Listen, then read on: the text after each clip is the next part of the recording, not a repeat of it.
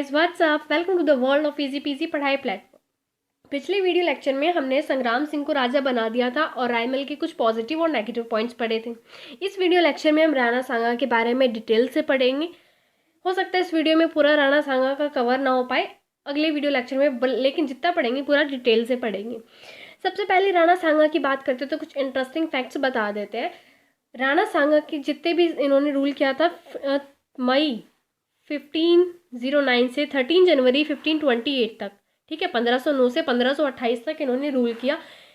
इस दौरान मतलब इनका जो भी टाइम पीरियड रहा, जितने टाइम इन्होंने मेवाड़ पे रूल किया, उस पूरे टाइम में इन्होंने पूरा लगभग 70% ऑफ द टाइम था वो उन्होंने वॉर्स में, युद्ध में स्पेंड किया था। मतलब इनके साथ बहुत सारे युद्ध हुए। उनके पड़ोसी राज्य मालवा से, गुजरात से, सभी के बारे में डिटेल से पढ़ेंगे।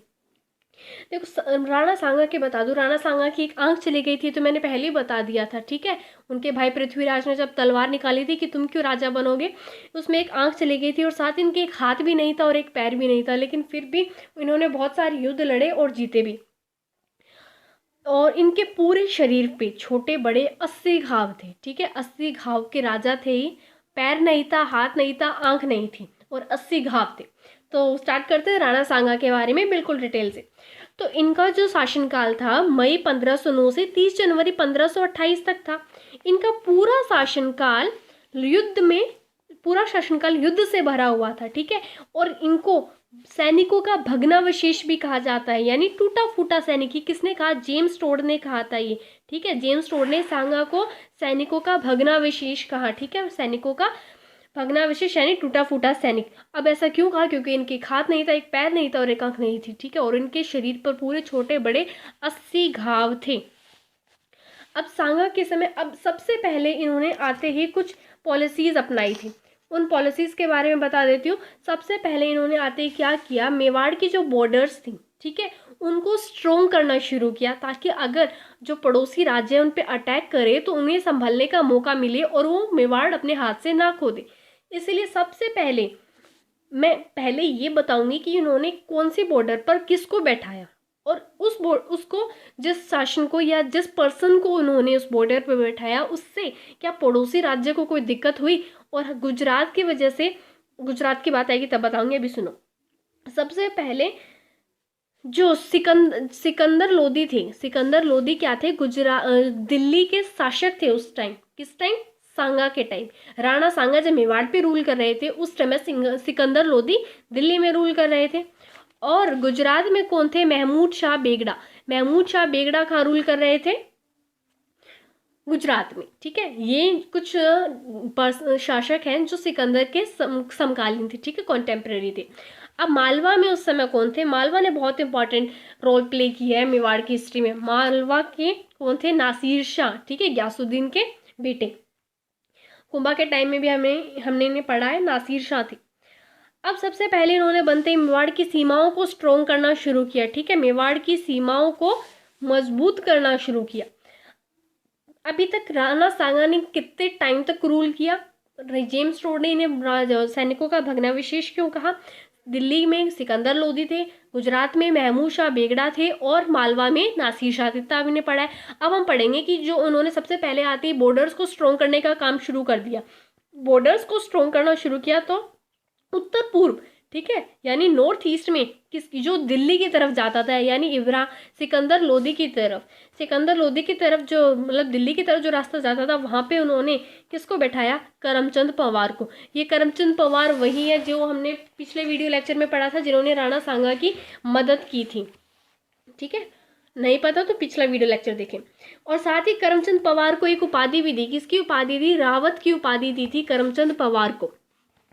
तो उत्तर पूर्व में ये याद रखना है किसको बैठाया उन्होंने? करमचंद पवार को। दक्षिण पश्चिम यानी साउथ वेस्ट में यानी ईडर, साउथ वेस्ट में ईडर एक प्लेस का नाम है।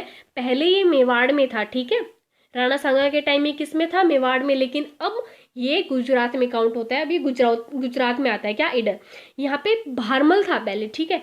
अब राणा सांगा ने क्या किया? भारमल को हटा दिया और अपने एक विश्वास पात्र रायमल को बैठाया। अब देखना यही बात गुजरात के शासक को अच्छी नहीं लगेगी। गुजरात के शासक कौन है? महमूद शाह बेगरा है। लेकिन बाद में जब युद्ध का टाइम आएगा तब सुल्तान मुजफ्फर होंगे गुजरात के शासक। अब ये बात सुल्तान मुजफ्फर को अच्छी नहीं लगेगी, ठीक है, कि भारमल को हटा के रायमल को बैठाना, ये बात अच्छी नहीं लगेगी गुजरात को, और वो मेवाड़ पर आक्रमण करेगा। तीसरा जो बॉर्डर की हम बात कर रहे हैं, साउथ ईस्ट, ठीक है, साउथ ईस्टर्न रीजन, दक्षिण पूर्व पर मेदिनी राय को बैठाया। अब ये मेदिनी राय किसके? मालवा के हैं ये। फिर भी मेवाड़ में इन्होंने एक एज बाउंड्री पे इन्होंने काम किया था, ठीक है। अब ये हम आगे जानेंगे जब हम मालवा और मेवाड़ के बीच में रिलेशन पढ़ेंगे कि मेदिनी राय मालवा के थे लेकिन उनको मेवाड़ की बाउंड्री की रिस्पॉन्सिबिलिटी दी गई। ओके, वो आगे पढ़ेंगे।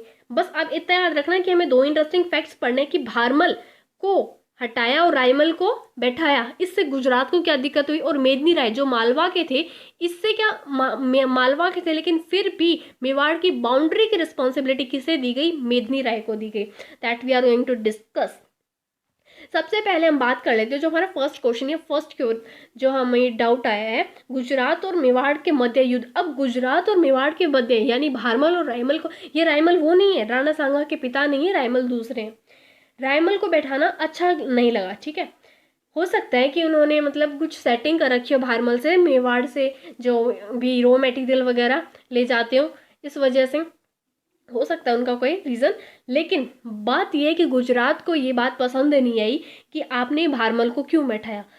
हो सकता जैसे अब ब्लैक चलता है तो अगर उसकी वो ट्रांसफ़र हो जाए तो फिर दिक्कत आती है ना कि हम उसके साथ सेटिंग कर रखी थी, वो हमारा काम जल्दी जल्दी लाइसेंस वगैरह बनाने कर देता था ये पर्सन, अब दूसरा आ गया, अब डीटीओ दूसरा आ गया, अब ये बात ही बन रही है।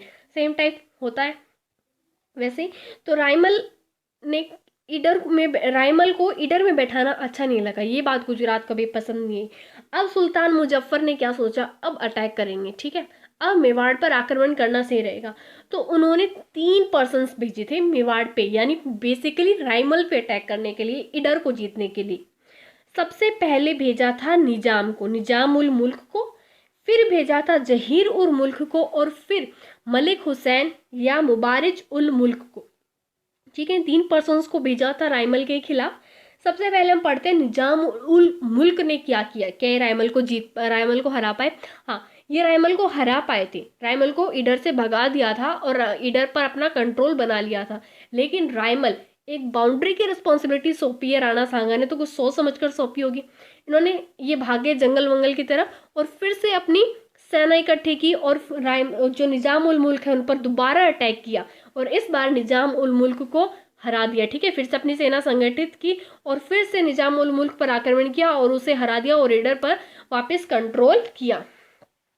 पहला पर्सन आया था वो तो फेल हो गया, निजाम उल मुल्क हार गया। अब दूसरी बार आएंगे जहीर उल मुल्क, ये रायमल से पहले युद्ध में हार गए थे, ठीक है, ये रायमल ने इन्हें हरा दिया था। तीसरी बार आए मलिक हुसैन या मुबारिज उल मुल्क। अब इन्होंने क्या किया, इन्होंने हरा दिया था, किसको? रायमल को हरा दिया था। अब रायमल ने सोचा गुजरात का कुछ ज़्यादा ही हो रहा है, 2 बार भेज दिया, 2 बार उनको, एक बार निजाम उल मुल्क को, एक बार जहीर उल मुल्क को, बार बार भेज रहे तो परेशानी करने लगे। अब ये चले गए अपने हेड किसके पास? राणा सांगा के पास, और सारी बात बताई, ये ऐसी ऐसी बात है। सांगा ने कहा ठीक है, सांगा खुद चल के आए, चलो मैं भी चलता हूँ, मैं देखता हूँ कौन है ये मलिक हुसैन और कौन ये गुजरात वाले क्यों परेशान कर रहे हैं हमें। तो सांगा ने रायमल की मदद की और सांगा ने मलिक हुसैन को हराया, ठीक है, मलिक हुसैन को हरा दिया। सांगा आए, मलिक हुसैन को हरा दिया। अब जो मलिक हुसैन है वो भागकर कहाँ पहुंचे? अहमदनगर कहाँ है? भी गुजरात में, अहमदनगर गुजरात में। अब सांगा ने उसका पीछा वहीं तक किया कि जड़ें खत्म करके आएंगे आज तो, ठीक है। आ गए भागते भागते अहमदनगर में, वहां उसको खूब बुरी तरह पराजित किया, उसको खूब अच्छी तरह हराया और साथ ही अहमदनगर में जो भी धन था और हाथी वगैरह थे उन सबको लूट कर कहाँ ले आए? मेवाड़ ले आए। ये घटना कब की है? ये 1520 की घटना है, ठीक है, जो मैं आपको बता रही हूँ, ये 1520 की घटना है। अब जो गुजरात के शासक, अब एक बात बताओ, आपके ही घर में कोई अगर दूसरा आके धन लूट के ले जाए तो आपकी बेइज्जती टाइप नहीं है? चोर नहीं, उस टाइम देखो राजा होते थे, एक राजा आया दूसरे राज्य में और धन चुरा के ले गया, ये उस राजा के लिए बेइज्जती टाइप है। इससे जो सुल्तान मुजफ्फर है, उसने क्या लगा, तो मेरी अपमान हो गया है, मेरी बेइज्जती हो गई है, अब तो इसका एक ही इलाज है, अगर मैं मेवाड़ को हरा दूं, मेवाड़ पे आक्रमण करूं, मेवाड़ को युद्ध में जीत लूं, तभी मेरे अपमान का बदला पूरा होगा। अब उन्होंने क्या किया कि मैं अकेला तो कुछ कर नहीं पाऊंगा, तो एक व्यक्ति थे मलिक अयाज, मलिक अयाज के साथ उन्होंने एक संधि की, एक प्लान बनाया, हम दोनों मेवाड़ पे अटैक करेंगे, ठीक है।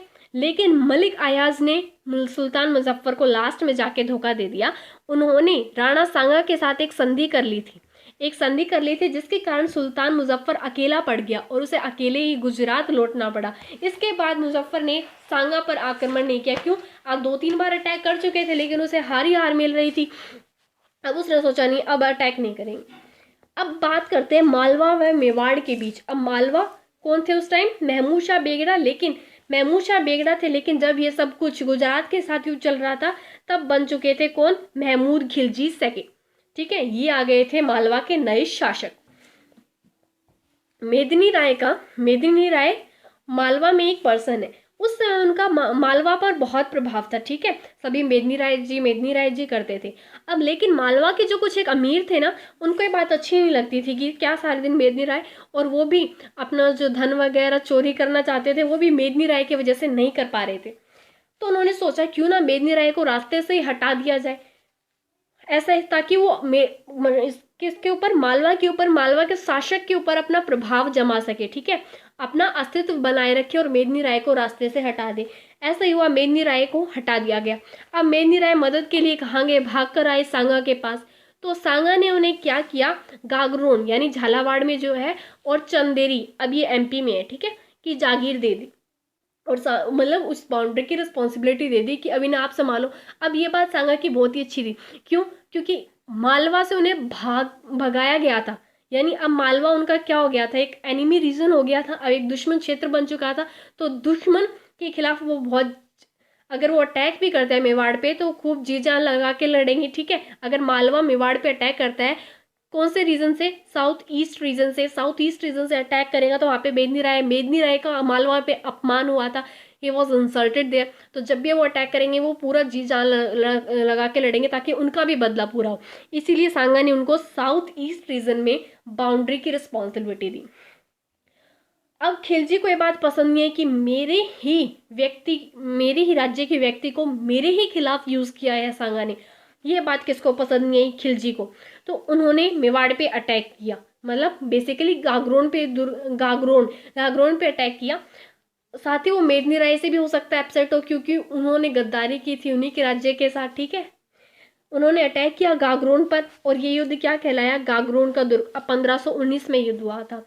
अब अभी हमने पिछली 1520 की घटना पढ़ी। देखो, हम इसको अलग अलग पढ़ रहे हैं। मालवा व मेवाड़ को अलग पढ़ेंगे, गुजरात और मेवाड़ को अलग पढ़ेंगे, दिल्ली और मेवाड़ को अलग पढ़ेंगे। लेकिन ऐसे नहीं है कि राणा सांगा ने पहले गुजरात के साथ युद्ध किया, ठीक है, सब कुछ सेट हो गया, फिर मालवा के साथ युद्ध किया। नहीं, साथ ही मालवा भी अटैक कर रहा था, गुजरात भी अटैक कर रहा था। बाद में इब्राहिम लोदी, सिकंदर लोदी के बेटे इब्राहिम लोदी भी आएंगे, फिर बाबर भी आएगा, ठीक है। हर तरफ से अटैक हो रहे थे। लेकिन हम इसको याद करने के लिए पूरा पहले एक राज्य को, एक रीजन को कंप्लीट करेंगे, फिर दूसरे रीजन को कंप्लीट करेंगे, ठीक है। इसीलिए 1519 में अटैक किया था मालवा ने, और फिर बाद में वो 1520 वाला इंसिडेंट हुआ था। कौन सा?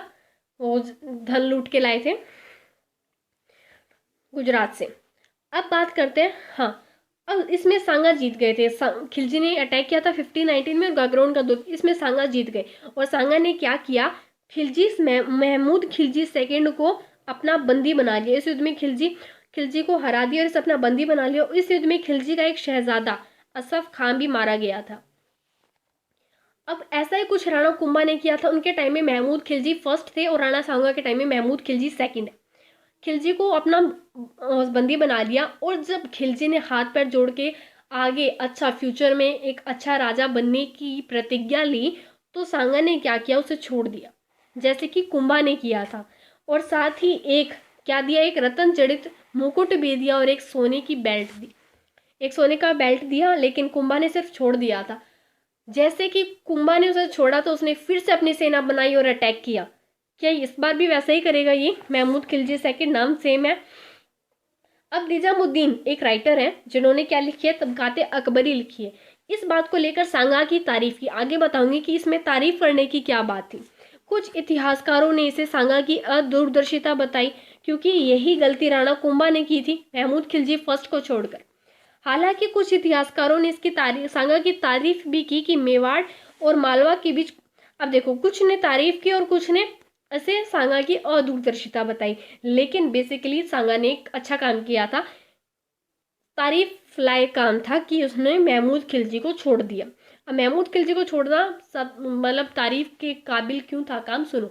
मेवाड़ और मालवा के बीच में डिस्टेंस बहुत ज़्यादा है, ठीक है, दूरी है इन दोनों के बीच में। तो अगर राणा सांगा अब मालवा तो उनके अंडर ही आ गया था, ठीक है, किसके अंडर, राणा सांगा के अंडर। अब वो अगर मालवा पे भी रूल करते और मेवाड़ पे भी रूल करते, तो मेवाड़ में रहकर मालवा पे रूल करना आसान नहीं है। अब देखो इंडिया के जो प्राइम मिनिस्टर है वो कहे मैं अमेरिका का भी प्राइम मिनिस्टर हूँ, ठीक है, अगर दो कंट्री के एक ही प्राइम मिनिस्टर हो तो क्या अच्छे से रूल कर पाएंगे, क्योंकि अमेरिका और इंडिया के बीच में डिस्टेंस बहुत ज़्यादा है। अब तो फिर भी डिस्टेंस एयरवेज से कम हो गया है, लेकिन पहले एयरवेज वगैरह नहीं थे। वैसे ही मालवा और मेवाड़ के बीच डिस्टेंस बहुत ज़्यादा है, दो एक ही टाइम पे दोनों को डेवलपमेंट करना, दोनों स्टेट को डेवलप करना ईजी नहीं था, तो वो अच्छे से उस पर कंट्रोल भी नहीं कर पाते। और अगर और कोई राज्य उस पर मालवा पे आक्रमण कर देता तो वो आसानी से, हो सकता है राणा सांगा उसे हार जाते। क्यों, क्योंकि वो पूरा अपना ध्यान नहीं दे पाते मालवा पे। इसीलिए उन्होंने महमूद खिलजी सेकंड को छोड़ना उचित समझा। और दूसरा कारण ये था, गुजरात और मालवा पड़ोसी राज्य थे।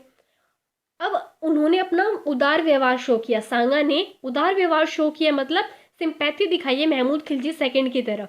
तो आगे से वो हो सकता है कि थैंकफुल हो जाए किसकी तरफ, सांगा की तरफ, और दोबारा अटैक ना करें। ऐसा ही होगा, खिलजी ने दोबारा अटैक नहीं किया था, क्यों, इतना मतलब पोलाइट स्वाव नेचर शो किया था सांगा ने। और एक जो बेनिफिट, मोस्ट इंपॉर्टेंट बेनिफिट है, वो ये था कि अगर गुजरात जो युद्ध में बहुत बार मेवाड़ से हार चुका है, अगर फिर वो दोबारा अपनी नई सेना इकट्ठी खड़ी करता है तो मेवाड़ मालवा की मदद भी ले सकता है गुजरात को हराने के लिए, अगर कंडीशंस आउट ऑफ कंट्रोल हो जाए तो। या फिर अगर गुजरात दूसरा प्लान चलता है कि वो अब मालवा को अपनी तरफ मिला के मेवाड़ पे आक्रमण करना चाहता है, तो ये भी पॉसिबल नहीं हो पाएगा। क्यों, क्योंकि मालवा पहले ही थैंकफुल है मेवाड़ को, तो वो मेवाड़ का साथ गुजरात का साथ नहीं देगा मेवाड़ पर अटैक करने के लिए। दूसरा पॉइंट ये था, तो इससे राणा सांगा को फायदा हुआ। ये जो 3 पॉइंट्स बताए हैं, ठीक है, पहला वो कंट्रोल नहीं कर पाते, दूसरा जो उनका पहले दुश्मन क्षेत्र था मालवा, अब वो दुश्मन नहीं रहा, ठीक है, वो पोलाइट नेचर शो हो गए थे उनके उदार व्यवहार से। और तीसरा, गुजरात मालवा के साथ संधि करके मेवाड़ पे आक्रमण नहीं कर सकेगा। अब ये खत्म होती है मालवा में मेवाड़ के बीच का युद्ध। अब तीसरा, मेवाड़ में दिल्ली के बीच क्या हुआ। दिल्ली के शासक थे सिकंदर लोदी, लेकिन इनकी मृत्यु के बाद आ गए थे इब्राहिम लोदी, जिन्होंने 1517 से 1520 तक दिल्ली में शासन किया। इब्राहिम लोदी ने सांगा पर 2 बार आक्रमण किया, लेकिन दोनों बार सांगा जीते, ठीक है, एक तो 1517 में किया था, एक किया था 1518 में। खातौली का युद्ध 1517 में किया, और बाडी का युद्ध जो किया था 1518 में। अब देखो, जो ये खातौली है ये पीपलदा कोटा में है, और जो बांडी है वो कहेंगे धौलपुर में। लेकिन अब कंफ्यूजन ये होती है कि हमने तो पढ़ा है कि खातौली बूंदी में बहुत सारे बुक्स में लिखा है। देखो इस कंफ्यूजन को क्लियर करते हैं। जब ये युद्ध हुआ था, यानी खातौली का युद्ध हुआ था इब्राहिम लोदी और सांगा के बीच और इब्राहिम लोदी के बीच जब खातौली का युद्ध हुआ, उस समय जो खातौली था वो कहाँ था, बूंदी रियासत में था, बूंदी रियासत में था। लेकिन जब 1631 में कोटा बूंदी से अलग हुआ, तब ये खातौली गांव कोटा में आ गया था। तो अभी ये खातौली कहाँ है, कोटा में है। कंफ्यूजन क्लियर हुआ, अभी पीपलदा जगह कोटा में है खातौली। इसमें सांगा जीते थे 1517 में।